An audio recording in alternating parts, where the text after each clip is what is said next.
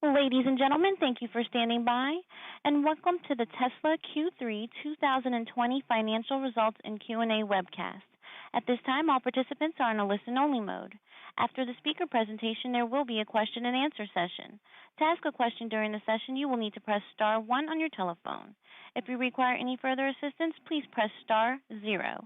I would now like to hand the conference over to your speaker, Mr. Martin Viecha, Senior Director of Investor Relations. Please go ahead, sir. Thank you, Sherry, and good afternoon, everyone. And welcome to Tesla's third quarter 2020 Q&A webcast. I'm joined today by Elon Musk, Zachary Kirkhorn, and a number of other executives. Our Q3 results were announced at about 1 p.m. Pacific time in the update deck we published at the same link as this webcast. During this call, we will discuss our business outlook and make forward-looking statements. These comments are based on our predictions and expectations as of today. Actual events or results could differ materially due to a number of risks and uncertainties, including those mentioned in our most recent filings with the SEC. During the question and answer portion of today's call, please limit yourself to one question and one follow-up. Please press star 1 now if you would like to join the question queue. But before we jump into the Q&A, Elon has some opening remarks. Elon? Thanks, Martin. All right, so Q3 was our best quarter in history. We achieved the record production and deliveries, record revenue, record net income, both GAAP and non-GAAP, and record free cash flow of $1.4 billion. This is really due to the amazing execution by the Tesla team. I could not be more proud to work with such a great group of people. Just really kick-ass performance throughout the world. Of course, we had Battery Day, so we showed our plans for how we can expand in the future and improve core battery technology, core cell technology at the form factor level, chemistry level, and I think most significantly at the manufacturing technology level.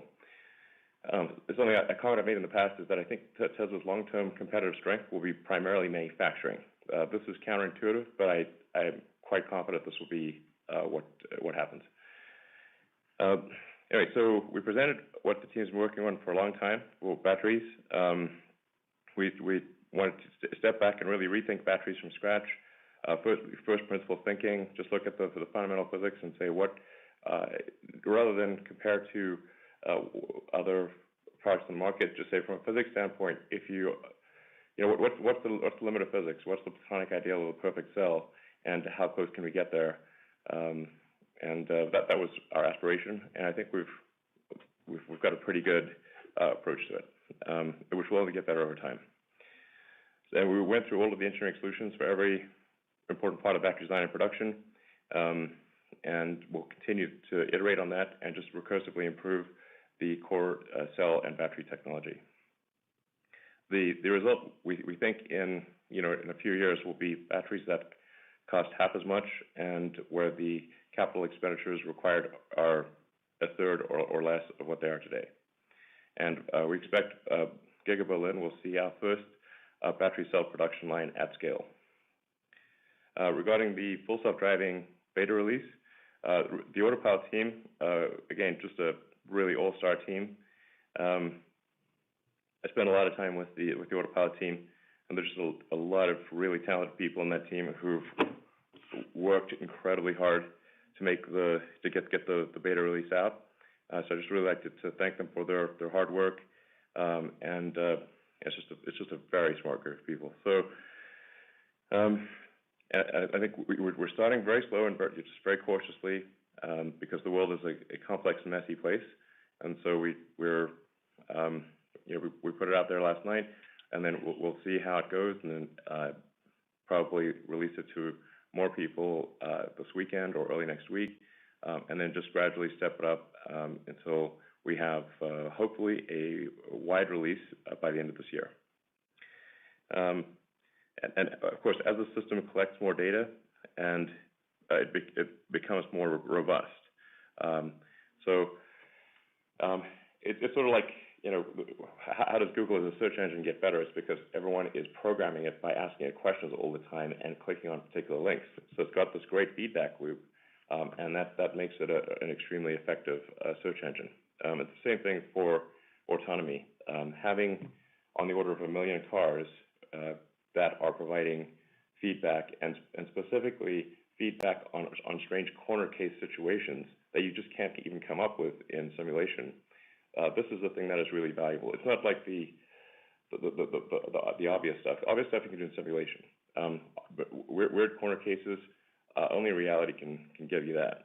So but we're able to say, okay, we need to train the system on this corner case situation, and look for examples so we can then train against those examples and improve some very esoteric corner case. Also important to emphasize that this is a generalized neural net-based approach. There is no need for high-definition maps or a cell phone connection. So the system is designed such that even if you have no connectivity whatsoever, and you're in a place that you have never been to before, and no Tesla has ever been there, the car should still be able to drive, just like a person. That is the system that we are developing and aiming to release this year. Then in terms of capacity build-out, we're making progress on 3 major factories. We're continuing to expand Shanghai significantly, which is going incredibly well. The Tesla China team is just, incredibly good. Super smart, work hard. It's like, I'm always amazed by how much progress the Tesla China team makes. It's beyond all reasonable expectations. And then we're under construction in Berlin and Austin. So also making good progress there. Yeah, it's overall going well.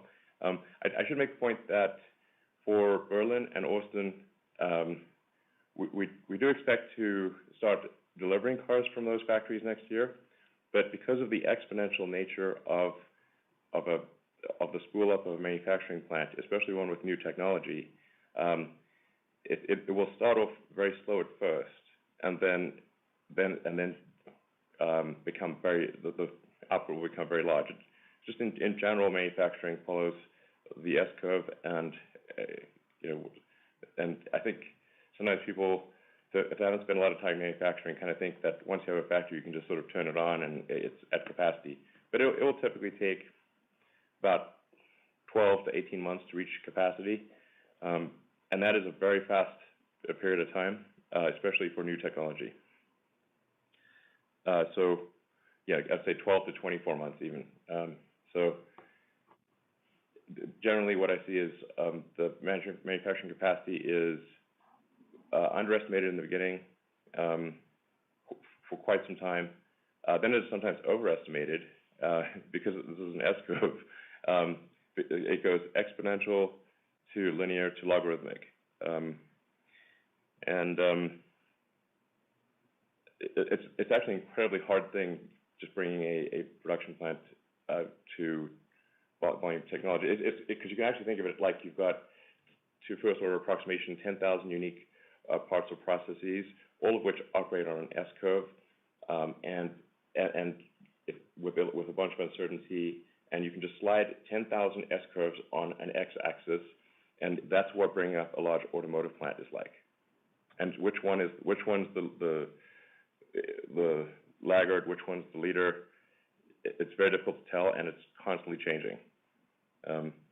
So it's really one of the most difficult challenges I've ever seen. So let's see. In conclusion, thank you. All we've achieved would not be possible without the incredible hard work of tens of thousands of Tesla employees and all the people at our suppliers as well. I'd like to thank our suppliers. We continue to grow as fast as we can while focusing on cost control and improving quality. And ultimately, the best company will be that which makes great products at an affordable price, and that is our goal. I think I've never felt more optimistic about the future of Tesla than I do today. I'd also like to thank investors who have stuck with us through thick and thin. I think there's a lot more good stuff to come. All right, with that, we can move to questions. Thank you, Elon. I think our CFO, Zachary Kirkhorn, has some opening remarks as well. Okay, sure. Sure. Yeah, thanks, Martin.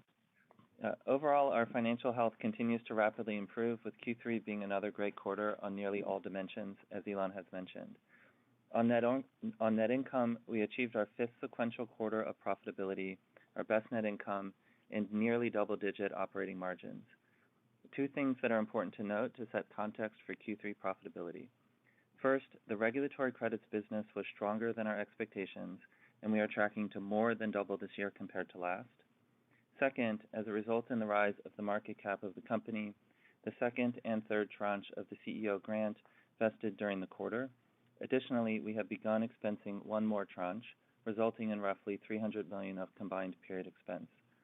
I think it's reasonable to view the quarter excluding both these items to get a true sense of the health of the core business.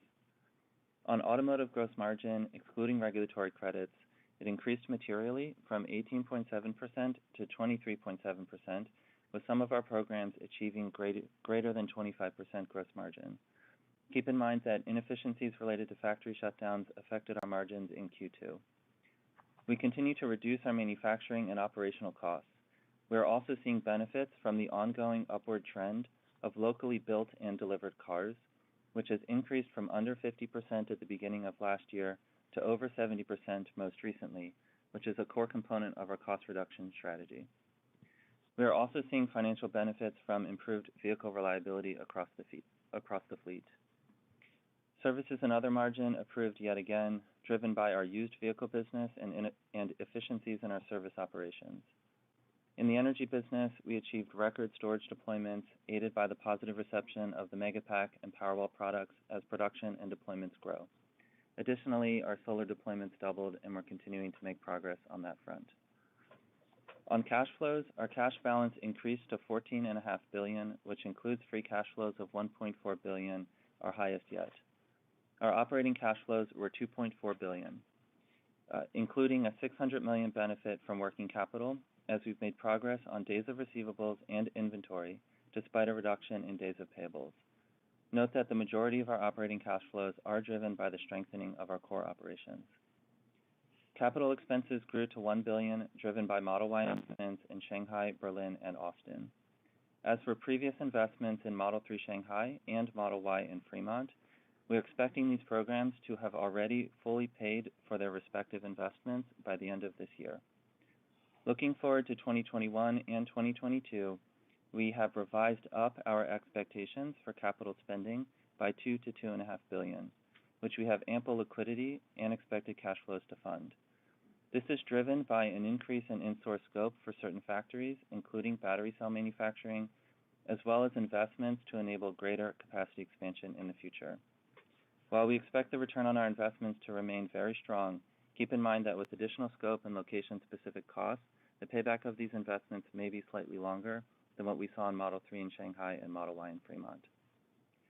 Financing cash flows were $4.5 billion, as we reduced use of our working capital lines, offset by a $5 billion equity raise in September. Note that we're currently expecting over $1 billion in early convert paydowns in Q4, primarily associated with the 2021 conversions, but also our 2022 and 2024s. Looking forward, we remain focused on strengthening the core fundamentals of the business. We are increasing production to meet demand, reducing costs, including localization, driving higher efficiency across the business, and tightening our cash conversion cycle. We've made tremendous progress on this front over the last year and a half. We're also aiming to achieve our original 2020 guidance of 500,000 deliveries, despite the operational interruptions earlier in the year. While this goal remains a genuine challenge, we believe it's possible with tight execution across the company. So congratulations again to the Tesla team for a great quarter and a great year. I'll hand it over to RJ Johnson, who joined Tesla earlier in the year and is leading our energy business, for a few comments. Thank you, Zach. First, I'd like to also thank and congratulate the team on a job well done. Q3 was a strong quarter for the energy business, and we're poised for continued strong growth in energy storage and solar. Megapack is going to be a large growth segment for the business, and deployments will continue to expand rapidly as the product reaches full capacity. We have more demand than supply through 2021, and we continue to ramp the product to match unprecedented demand across the globe through 2023 and beyond. Our order book is rapidly filling up through 2023 in the multiple gigawatt-hour scale. Large-scale solar plus storage is now more cost-effective than traditional fossil fuel generation in many locations across the globe. This trend will continue as we remove costs, which will further displace existing and new fossil fuel generation. This is true for standalone storage as well. Many customers are utilizing AutoBidder to maximize returns as we optimize our hardware and software with advanced real-time bidding strategies that continue to outperform the market where deployed. For Powerwall, we see continued strong demand for residential storage as customers seek increased reliability and backup home generation. We have a very large backlog of Powerwall orders, and we continue to invest to increase capacity to fulfill customer orders. We're just now capturing the full power of customer-sided solar plus storage as customers in some jurisdictions are providing services back to the grid when they don't need to consume energy or have backup power. This has massive potential to reduce system costs and make the grid more efficient globally. In the United States, we lowered our residential solar retrofit price to $1.49 a watt after tax incentives, which is the lowest in the industry. We're able to do this by leveraging our online vehicle ordering infrastructure, which substantially reduces soft costs associated with sales and marketing. As a result, our fixed costs remain relatively flat as our volume and efficiency increase, leading to increased profitability in the retrofit business. We're using the same methodology across the entire energy business, including service, to capitalize on the technology backbone of the company. Solar Roof is especially exciting as we've gained significant experience over the last year in the installation process, which is a key enabler to scale the business. We've recently demonstrated our ability to complete Solar Roof installation in just one day. Please note, this still requires 1 to 2 days to remove the existing roof and prepare it for the Solar Roof installation. Clearly, there will be a range of installation times based on size, complexity, weather, and other factors. Overall, our reduced installation time provides a better customer experience and will enable the business to grow exponentially as scale effects allow for increased efficiency. In closing, we believe the energy segment is poised for a strong growth as we continue to focus on increasing scale while reducing cost to maximize profitability. I want to thank the team again for their hard work, and I look forward to another strong quarter ahead of us. Thank you very much, everyone. And let's begin with questions from set.com.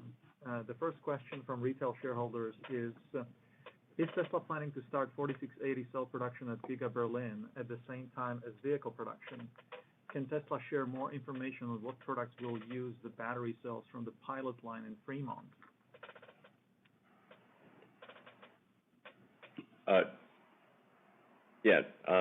Drew, do you want to take that? Sure. We will incorporate 4680 design solutions into many applications in time across both energy and vehicle. And we can use our pilot production facility in Fremont to support the new factory in Berlin as it ramps. Thank you very much. Let's go to the next question, which is question number 2 from retail shareholders. Does Tesla's tabless cell design allow for significantly higher peak charging rates? Does it improve the required taper curve? Yeah.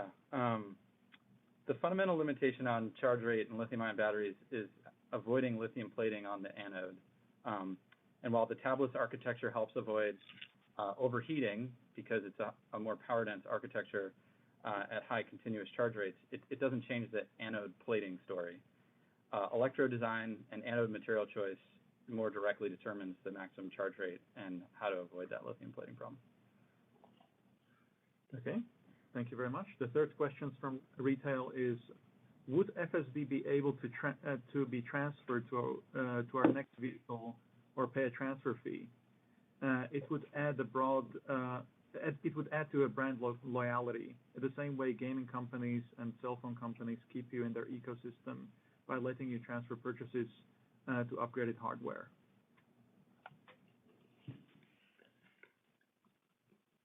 I think we'll give it some thought. Yeah. Okay. The fourth question is, what are the remaining constraints to be solved for Solar Roof installations to ramp significantly? Carl? Yeah, this is Carl Peterson. I'm on the Solar Roof engineering and installation. The biggest constraint right now in Solar Roof ramp is getting enough installers on board and trained and experienced. We've made a lot of progress on this in Q3, and we're continuing to hire. The next opportunity is improving the material flow on the job site. We've talked about this a lot in the factory as well, that setting up the right packaging, kitting, so that every installer on the roof has the parts they need at their fingertips. Also, we've had great response from third-party roofing contractors as they're ramping up installations for Solar Roof on their customer homes, which is a big source of future growth. Thank you, Carl. Yeah. Now, I mean, here's a way to think about a product, in my opinion. You have to say, I think, what do you want the world to look like? When you look around the neighborhood in the future, a decade from now, what do you want? What products are going to make your life better? What future do you want? And I think a future where we've got beautiful roofs with generating energy that are tougher and resilient and better in every way than a regular roof, and alive with energy, that's the future we want. The Solar Roof is a killer product. This will become obvious next year. Thank you. And the last question from retail shareholders is, you recently referred to Tesla as a conglomerate of startups. Other than manufacturing electric cars, what do you suppose will be the most valuable business units within Tesla over the next 5 to 7 years? Could you envision any of them ever spinning out from Tesla? Well, yeah, I was thinking about this today. There's probably in excess of a dozen startups effectively in Tesla. Every major product line is a startup. Every big new plant is a startup. And sometimes, frankly, we have to learn the lesson a few times before it sinks in. Even things like service and sales are startups. Other car companies, OEMs, they don't own their sales and service. So we have to create our service network. We have to create our sales and delivery network. We have to do this in, 40 countries, multiple languages. Something that people don't really even know much about is our internal applications team that writes the core technology that runs the company. We are not dependent on enterprise software. Like, for those who understand what this means, this is a very big deal. And my hat is off to the great work of the internal applications team. They write the nervous system, the operating system of the company, the Tesla operating system. Extremely fundamental. Obviously, insurance is substantial. So insurance could very well be, 30-40% of the value of the car business, frankly. And as we've talked about before, with a much better feedback loop, instead of it being statistical, it can be specific. Now, obviously, somebody does not have to choose our insurance, but I think a lot of people will. It's going to cost less and be better, so why wouldn't you? Then the whole autonomy thing is a startup. The computer chip designing our own computer chips was a startup. Obviously, cells are a startup. Designing and making our own power electronics for the drive unit, manufacturing our own motors, chargers. The supercharger network is a startup. The thing I think that people just don't really understand about Tesla is that it's a whole chain of startups. And they're like, well, you didn't do that before. Yeah, but we're doing it now. And I think so far we've maybe been a bit slow with some of the startups, but I don't think we've had any of them fail. So far so good. No plans to spin anything out.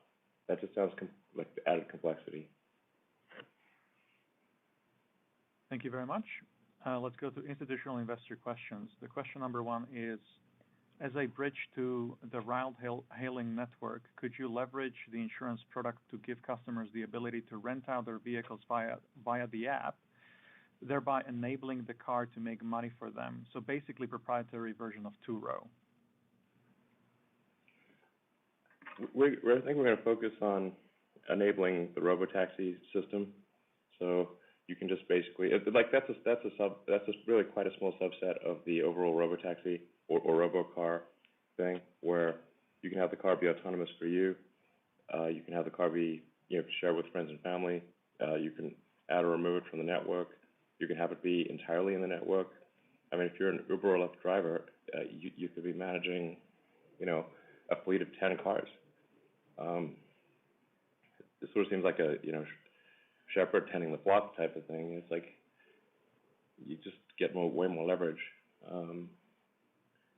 So, I think that's sort of we could do that, and it wouldn't be very difficult. But we're going to just be focused on just having an autonomous network, that has sort of elements of Uber, Lyft, and Airbnb.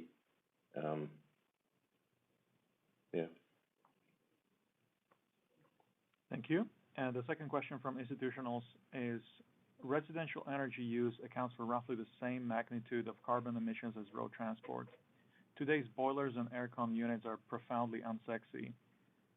Could you elaborate on hints that HVAC advances with the Y could also find use in a domestic system? Yeah. Go ahead, Drew. I was just going to say, I think one of the things we focused on with the Model Y and now Model 3 heat pump system was learning how to build a tightly integrated system capable of moving heat to and from anywhere, really, powertrain, battery, cabin, the environment, in outside ambient temperatures all the way down to like negative 20 C, so 30 C. And that's definitely applicable to the home's needs of heating and cooling the home and the water in your house. So certainly applicable. Elon? Yeah, absolutely.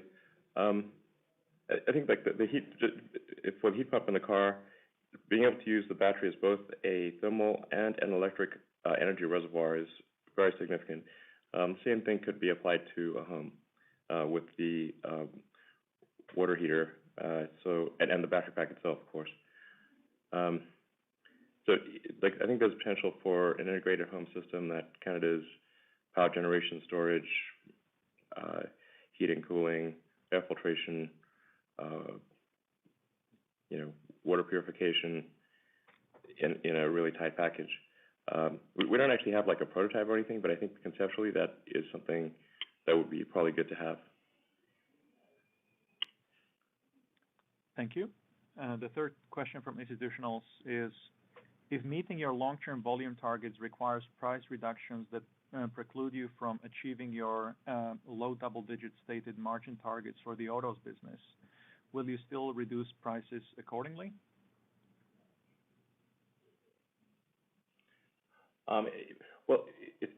We want to make our cars more affordable, and it's always important to separate out affordability from value for money. If the car is too expensive, or any given product is too expensive, and people don't have enough money in their bank account, they simply can't buy it, no matter what the value proposition is. So it is important to lower the prices in order to such that people can literally just have enough money to buy it. I do not think we lack for desire for our products, but we do lack for affordability. And so we have to improve the affordability of our products so they are not out of reach of people. We want to bring them more in reach over time, but also improve our cost of production. Obviously, we get hopefully a little bit better every year, sometimes a lot better. And in terms of margins, all of these margins are going to look pretty comically small when you factor in autonomy. Yeah, two things I'll add to that. Without a doubt, we're moving forward to push as much volume as we reasonably can. So Elon talked to earlier kind of how the S-curve and the timeline of incremental factories looks like, and so we're moving full speed ahead with as much volume as we can reasonably move forward with. The second comment I'd make is if you just look at the journey of the company over the last year and a half, we have grown volumes and grown gross margins despite a number of price reductions over that period of time, and we've kept OpEx fairly stable during that period of time as well. And so the key is what Elon mentions here. I mean, we have to improve the affordability of the vehicle. We have to also continue to make progress improving the cost structure of not only COGS, but of OpEx, which we've demonstrated over the last year and a half, I think quite successfully, and improve the value of the vehicles at the same time. So in addition to reducing the cost of the car, we're making the cars better. And that's the formula to sell the volume. That's what we're focused on. Thank you very much. The fourth question from institutionals is, at what point do you expect to have enough internal or external battery capacity to start ramping up stationary storage deployments again? Yeah, we're ramping up stationary storage a lot. So, I mean, it's approximately doubling. We expect it to approximately double next year. So that's pretty good. And hopefully we can accelerate that in years to come. And approximately doubling it this year too. So the growth. Yeah. I mean, if you just keep doubling things, pretty soon you hit the mass of the universe, and we'll need to start, turning Jupiter into cells.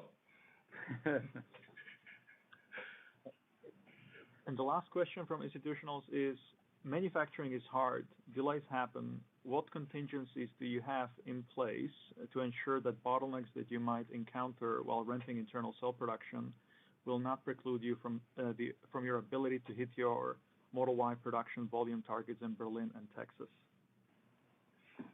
Yeah, so I think we've tried to de-risk 2021 so that there's almost no dependency on our internal cell production. It's very, very small. The internal cell production will help us ramp in 22, but we're not dependent on it for 21. And to de-risk the manufacturing system itself, that was one of the reasons why we located our pilot production facility here in Fremont, so we can rapidly iterate on manufacturing scale-up challenges, provide rapid feedback to the design of both the product and the equipment.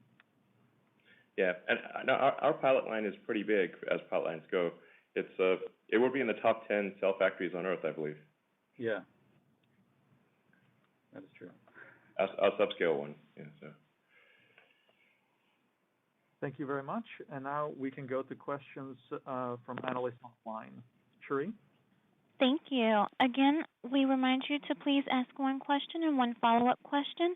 Our first question will come from Rod Lache with Wolfe Research. Please go ahead.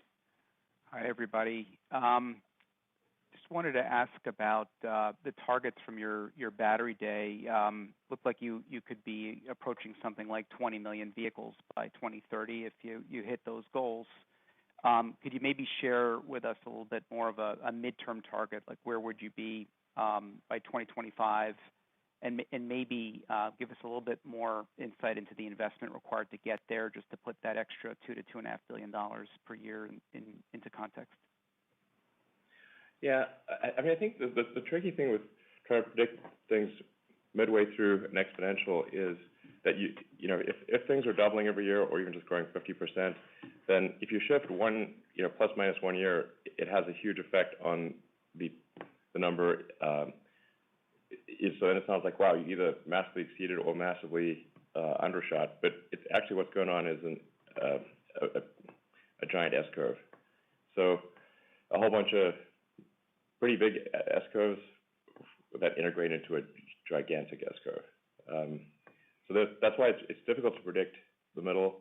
And I'm not saying for sure we'd hit 20 million vehicles, but it does seem like a good goal to have, because that would mean that we're replacing 1% of the global fleet per year. And it's difficult to say that are we really changing the world if we're not switching out 1% of the global fossil fuel vehicles? I mean, I'm not sure that we can make that argument unless we change at least 1% of the vehicles per year. So that's where the 20 million vehicles per year comes from. It's like 1% of 2 billion vehicles, which is the global fleet currently. The global fleet is growing, so it'll probably be a bit bigger in the future. So, Okay. it's hard to say. It's like, I don't know, map an S-curve to a $20 million vehicle target in 2030 and move the slider around and see what that number looks like. Mm-hmm. That will give you about as much insight as we have. Okay. And just secondly, if solid-state lithium metal were to become viable, could you just maybe just pass along your perspective on that, and would you be able to repurpose most of what you're putting into place for changes in technology? Yeah, I mean, answering the first part, the cell production system is fairly agnostic on anode, cathode, electrolyte, substrate, that kind of thing. We could change, and we will change and upgrade the all aspects of the cell. And we could, for example, make iron phosphate or nickel manganese or something like that. It's quite adaptable. So I wouldn't say it's too much to worry about. The lithium, like a pure lithium anode, is maybe not. It's not as great as it may sound.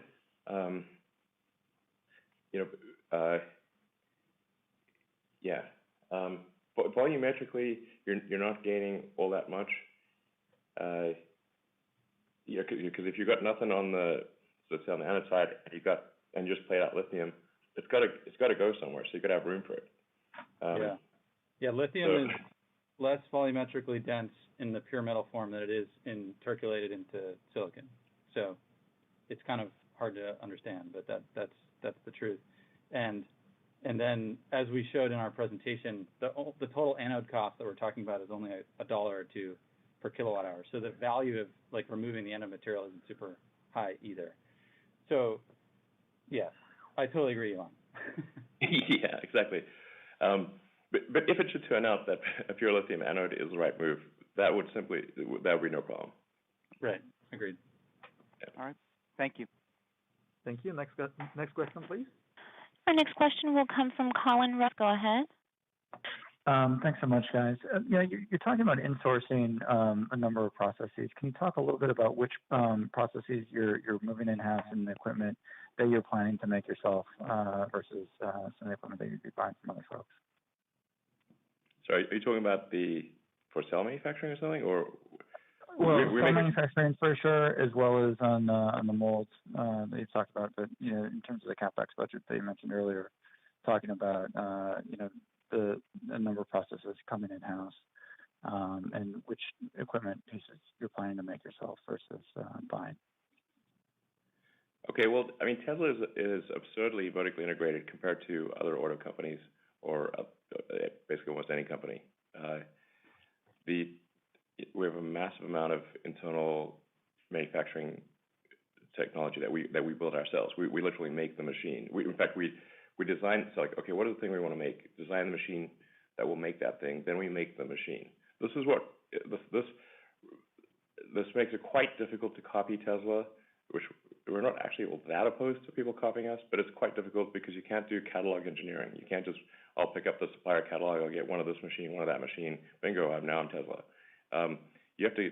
There is no catalog. So we made the machine that made the machine that made the machine. It gets no. We don't want to get carried away here, but and quite frankly, we would like to outsource less. That would be great, because then if we could take something that we're doing and outsource it, then we could take those people and we could have them do something else. Yeah, it's like we just make a crazy amount of machinery internally. This is also not well understood. If you just walk around the factory, you can get a sense for it. I don't know if this is like a smart move, but I just know, like, hey, if we're trying to make progress and nobody's got the machine that we need, we got to make it. So that's what we do. Okay, and then the second question is really around, the balance sheet has really changed. You guys have run awfully lean, and you've got a lot more cushion at this point. And obviously there's opportunities around insurance to drive out some of the cost of ownership as well as financials. How are you guys thinking about that as you move into trying to accelerate demand a little bit and your ability to leverage your access to capital to enable some of those other products? Is that changing from where you've been in the past? Yeah, I mean, something like insurance is a good example of a product that's basically made by our internal applications team. So we made the insurance product and connect it to the car, look at the data, calculate the risk. This is all internally, basically internal software application. It's pretty low capital, but has very high return. I don't know, if we're trying to spend money at the fastest rate that we can possibly spend it and not waste it. That's our current plan. And so it's quite hard to spend money without wasting it. Or just, we're like really just trying to not waste too much of it, frankly. We will certainly waste some of it, but trying to not waste too much of it, this is very difficult. But otherwise, we just try to spend money as quickly as possible in a way that is sensible and yields more value than it costs.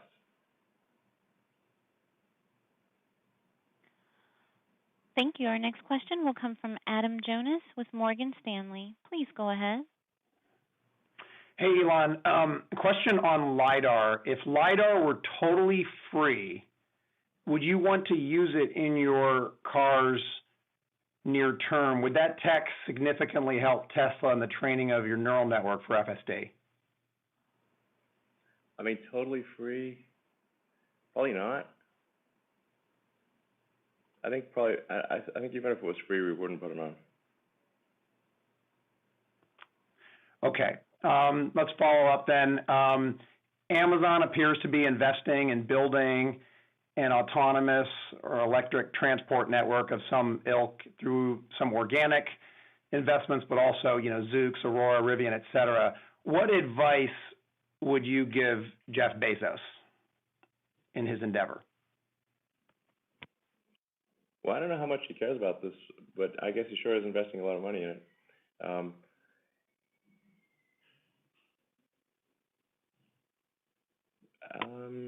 I mean, I think you also need to if you care about autonomy, you need to focus on vision, because the entire road system is based on passive optical. So you have to solve passive optical to have a self-driving system that is a generalized solution. And once you solve passive optical, you've solved self-driving. So why bother with anything else? Thanks, Elon. Thank you. Let's go to the next question, please. Our next question will come from Pierre Ferragu with New Street Research. Please go ahead. Hey, thanks a lot for taking my question. A very simple one. You haven't talked that much about the Cybertruck today, and I was wondering how the ramp of that product is looking like, when we should see the product hitting the road, and how fast you expect to ramp volumes. And I have a quick follow-up. Sure. I was in the studio actually on last Friday with Franz and the team, just going over some improvements to the Cybertruck. Generally at Tesla we really aim to make the car that is delivered better than the car that is unveiled. Because it always drove me crazy.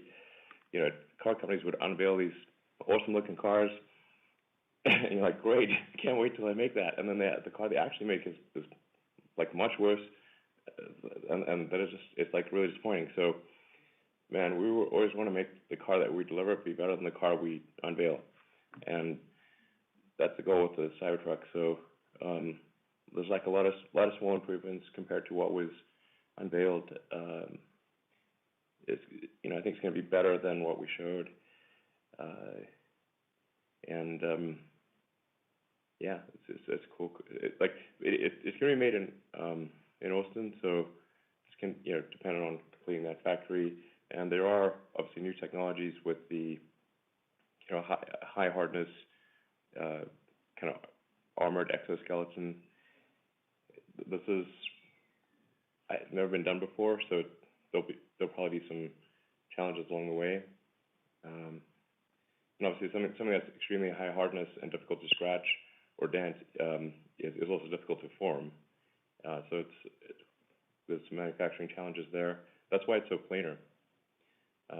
Although it also looks good, I think, from a cleaner standpoint. Yeah, if all goes well, we'll be able to do some Cybertruck deliveries towards the end of next year. Yeah, so it's difficult to predict. I would say there's probably a lot of deliveries in 22 and some deliveries towards the end of next year if things go well. Okay. And now I'm trying to get a sense of how next year is going to look like. So if I look at your production capacity at the end of this year, it's going to be almost 850,000 units on an annualized basis. And you're going to increase capacity in Shanghai, open Berlin. You say today you would open Austin as well. So you're probably going to end the year above 1 million units. And so am I right thinking next year we should expect you to deliver like somewhere like between 840,000 and 1 million cars during the year? Yeah, well, go ahead. Yeah, we'll provide guidance on 2021 after next earnings call. I mean, it's in that vicinity. Yeah, you're not far off. Thank you. Thank you. Our next question will come from Dan Levy with Credit Suisse. Please go ahead. Hi, good evening. Thank you. Just wanted to start with a question on the quarter. Zach, maybe you could give us a sense of where directionally Model Y and China Model 3 gross margin was in the quarter relative to Fremont Model 3, and then just a little more color on the gross margin in the quarter. Was this just purely a function of higher volume, or was there also FSD revenues? Just puts and takes on the gross margin in the quarter. Sure. On your question about FSD, there was a small amount of deferred revenue released. It's not particularly material in the $10 million range for the quarter. With respect to product margins, what we're seeing across the board is just continued reduction in cost, really across every product. Shanghai continues to make good progress there. Model Y cost is also coming down quite quickly as we ramp that, but we've guided in the past that Model Y cost should be roughly equivalent to the Model 3 built-in Fremont cost. It's not quite there, and it's also a bit of a moving target. As Model 3 Fremont cost comes down, Model Y also has to come down with that. But we're generally seeing strength in Shanghai margins, strength in Model Y margins, and not too far off of it, we're seeing strength in Model 3 Fremont and S and X margins. So overall for the quarter, I think it was quite a good story for the products. Great, thanks. And then just as a follow-up, wanted to ask about your strategy in Europe, and I think your strategy generally has been you cut costs, so that allows you to cut price, and you can generate the extra volume. And I think that's what we're seeing in China, and the use of LFP. That's a good example. So once you ramp in Berlin, what's a reasonable expectation of what pricing might look like in Europe, and how flexible are you going to be on pricing, to generate incremental reg credits? So margins out of the gate that are a little low, but that are then used for the reg credits that help to offset that.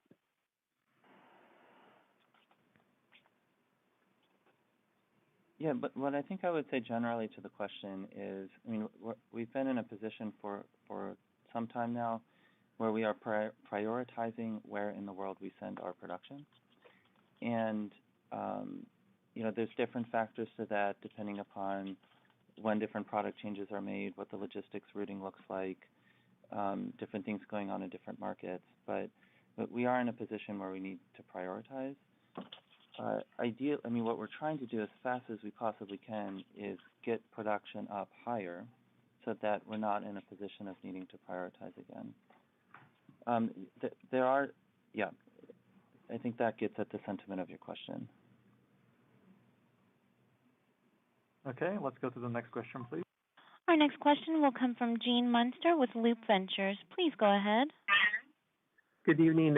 Question on the Semi. If you could just walk us through the development of mega chargers, platooning, and maybe just how you think about autonomy for Tesla Semi and what its how you envision it impacting the broader trucking industry beyond just EV.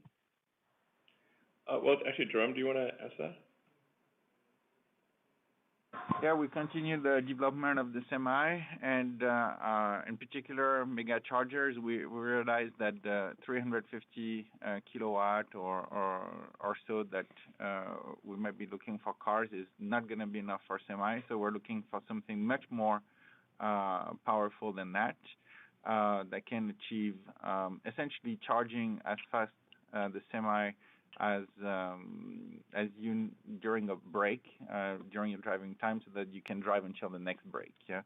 So there is no usable or efficient time wasted for charging the semi. That's the goal. We're working with other parties to make sure that there is a standard infrastructure that will be able to be deployed for all customers. Yeah, that's probably all I can say at this point. Yeah. Yeah, we're not working on. Sorry, go ahead. We're not working on isolation. Yeah, we have to invent it because it doesn't exist, but we're trying to invent something that could be helpful for everybody. Yeah, just a note on the sort of semi. The semi does consume a lot of cells, so it's call it 4 to 6 times more than a passenger vehicle. Maybe call it 5, 5-ish times. So if we are cell constrained, it's difficult to ramp up the semi because there's no cells. So we need to solve the cell constraint before ramping semi to significant volume. That's the only real constraint on semi progress. We found over and over again, we just kept running into cell production limitations, and then we're just taking things out of one pocket and putting them in another. We just need more cells so that we can do more stationary storage, more vehicles, more vehicle lines. Cybertruck, we need more cells. So makes sense. Question, just as you think about, you've talked about robotaxi and how you think that's going to impact kind of humans moving around. How do you think about semi impacting freight longer term? I mean, is this something that is nice to have and a complement to all of your tech getting in new markets, or do you think that this could be a material business? I think it's very material, for sure. I mean, really long term, all transport will go autonomous. Horses are already autonomous, but all transport will go autonomous. So including semis. So it'll be pretty significant. And the technology that we're putting in semi is identical to what we're putting in the other vehicles. Yeah, it's just bigger and more motors. Yep. Thank you. Let's go to the. Our next question will come from Ben Kallo with Baird. Please go ahead. Hey, thanks for taking my question. Hey, Elon, what do you think the biggest structural issue is with the, let's call it old school OEMs, or one or two of the structural issues for them not getting their act together and catching up with you? And then you mentioned what we want the world to look like ahead of us. What do you envision that? Is like just Tesla or Tesla and Rivian or what? Thanks. Well, I do think there will be other car companies. I don't think we're going to be the only one. So, I mean, the things that like what other car companies do, even in the auto segment, is quite a small subset of what Tesla does. So, Tesla, we design and build. We're very vertically integrated, so we're designing and building so much more of the car than other OEMs, who will largely go to the traditional supply base and I call it catalog engineering. So it's not very adventurous. and it basically it ends up like all the products end up looking the same because they're going to the same suppliers. So, I mean, to the degree that you inherit the legacy components, you inherit the legacy limitations and cost structure, and so you kind of need to make new ingredients, new parts, and then there's no machine to make those parts, so you have to make the machine that makes the parts. So Tesla's like, we probably, I mean, we might be an order of magnitude more vertically integrated than other car companies. And if we're not now, we certainly will be. And then we also have to create, like I said, our sales and service and distribution system in, I don't know, something on the order of 40 countries. At some point it'll be over 100 countries, whereas the other car companies do not own their sales and service and distribution. So, they kind of, assemble parts from a supply base and then hand them to a dealer base. So it's just like, it's not just it's like comparing Tesla to a car company, like just comparing just really one facet or dimension of Tesla. We're like maybe 10% in common with other car companies. Thank you. Let's go to the last question, please. And our final question today will come from Philippe Houchois with Jefferies. Please go ahead. Yes, thank you for taking my questions. I've got two. The first one for me is try to understand your business model for stationary storage. Have your thoughts on it? I mean, there are two broad directions for me. One is selling hardware, which is a bit of a cost-plus business. And I'm just wondering if there's an opportunity where Tesla could actually share into the savings that utilities in particular could be able to achieve in like grid stabilization. The information I was able to get on your business in Australia a few years ago suggests that, given the savings that are achieved, your hardware could have been sold at a higher price. I'm just wondering if you have, can share views on where the business model is going. Yeah, I think you're probably right about that. I mean, RJ and Zach, what do you guys think? Yeah, I mean, we're already seeing this in Australia, where we're seeing behind-the-meter aggregation that is providing grid services back to the grid, which effectively reduces the price to the customer and reduces the prices for the grid operator. So you're seeing this trend happening across the globe. And it's going to be at the residential level as well as the wholesale level. So, Megapack on one end and then Powerwall on the other side. Those two working together in tandem, and the software layer on top of it, AutoBidder being that really is going to help make the grid more efficient using the hardware platform and software together. And just a point of clarification, like that, the large battery power plant in Australia, like we continue to operate that power plant and generate revenue in the market. So whether we could have sold it for more or less, like we're continuing to make money off of that power plant. Right. Okay, thank you. And the follow-up question I had was, during the battery day, you talked about this cell vehicle integration approach, which is very interesting. And when I think about it, it looks like this means that the skateboard design that Tesla pioneered and many of your followers are using is going to become obsolete. Or am I not thinking about it the right way? It will be obsolete long term, yes. Mm-hmm. But I mean, yes. We're talking, yeah. I mean, several years from now, it's not like existing cars stop having value. It's just that that if you have a structural pack where the pack is contributing structural value to the car because of like the sort of like the composite honeycomb effect of shear transfer between an upper and lower plate, then anything that doesn't do that is going to have to have duplicate hardware. It's going to weigh more. It's going to cost more. And then the same goes for the front and rear castings. I mean, we're trying to make the car like you'd make a toy.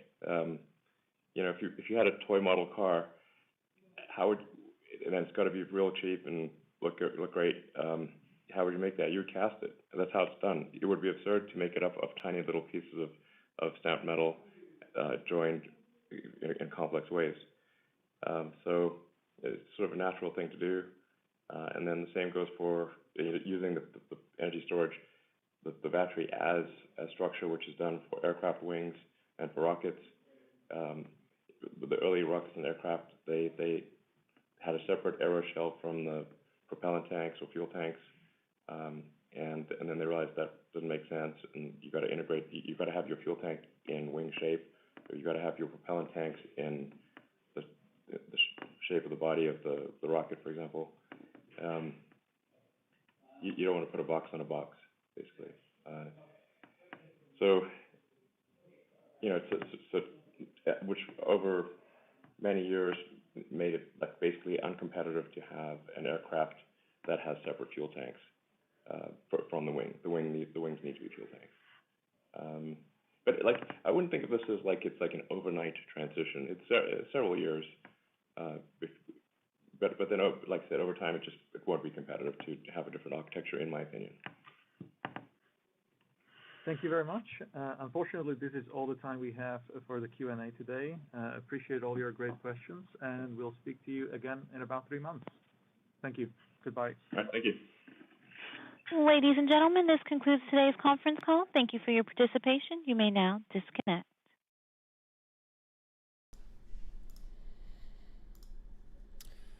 All right, hey everybody. I am here now. I'm going to wait a couple of seconds and just make sure that the audio is coming through okay. I believe it should be. And then I'll just do a quick recap here, even though I do have a video coming out in a little bit just on the shareholder letter and the financial results.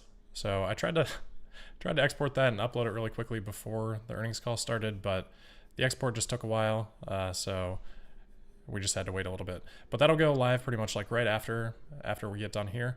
A couple things that I just wanted to call out. I took a couple notes through there. I don't think there was anything super earth-shattering on the call. There were a couple things that maybe slipped in there a little bit that I want to talk about that we didn't get from the earnings letter. So the first thing, I put a note up on the screen, but it seemed like Jerome was saying 350 kilowatts for charging on their cars. And right now the max is obviously 250, but we do have some expectation that maybe that would increase over time.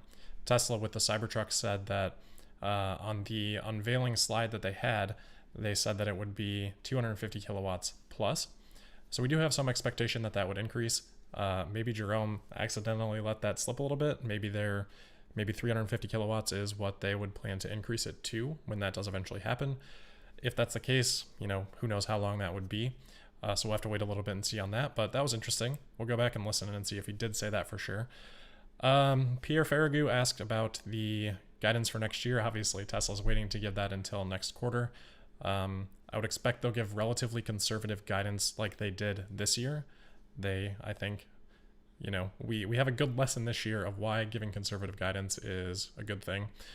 Tesla is going to be able to at least have a shot here in the fourth quarter of meeting their guidance, as they said in the shareholder letter, which means 181,000 deliveries, more than that in Q4, to get above 500,000.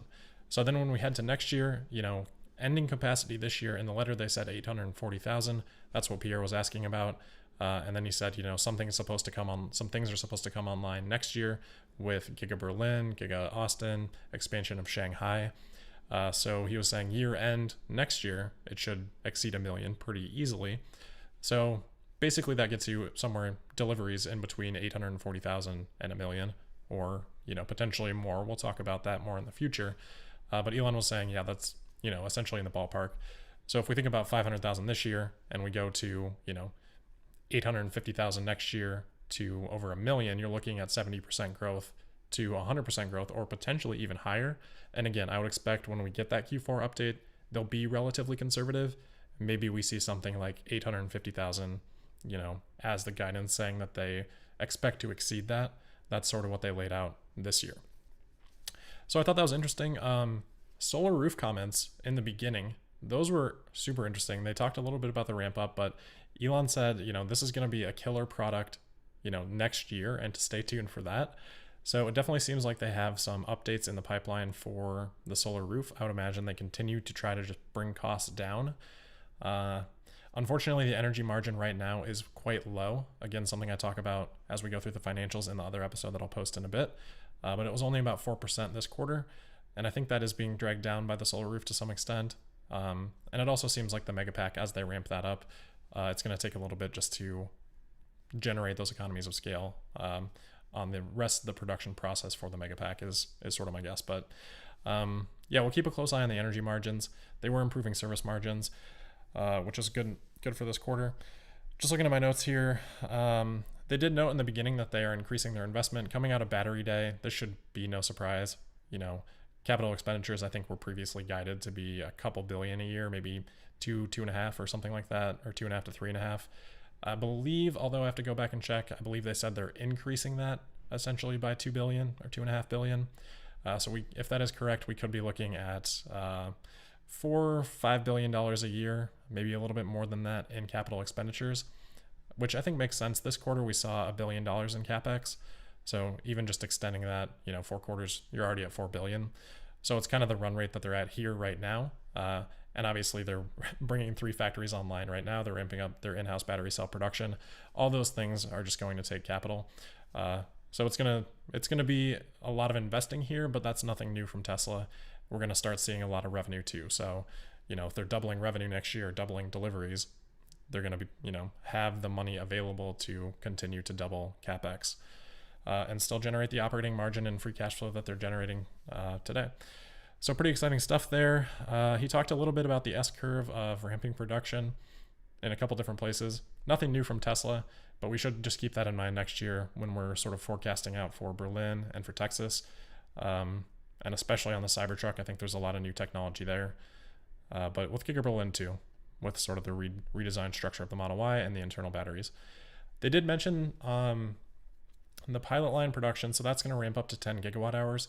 Sounded like Drew was basically saying that that's just going to initially be exported from the US over to Giga Berlin, and that's the cell production that they'll use initially at Berlin. So we can start to use that to think about maybe what kind of production rate we might see from that. But that does put a damper a little bit on some of the Fremont semi-production expectations. I don't think we'll see massive volume from that in 2020, but I would imagine still that they use some of those cells, at least for internal vehicles. I guess they'll get a fleet going just for testing. But I think that answers some of the speculation on that. Yeah, and I think that's it. So I'm going to wrap this up. I hope you guys liked this. Let me know what you think. I spent kind of all day designing this little setup. I think it worked pretty well. And if you guys liked it, we'll give it a shot next quarter. But always, trying to make these things better, always looking for new ideas and opportunities to do stuff like this. So thanks for tuning in. And again, stay tuned. In a little bit, I will be posting the financial episode recap, which I think is really good. Just sort of 10 to 15 minutes going through all the numbers that we got earlier today. So thanks a lot, guys. And I'll see you tomorrow for the Thursday, October 22nd episode of Tesla Daily. Thank you.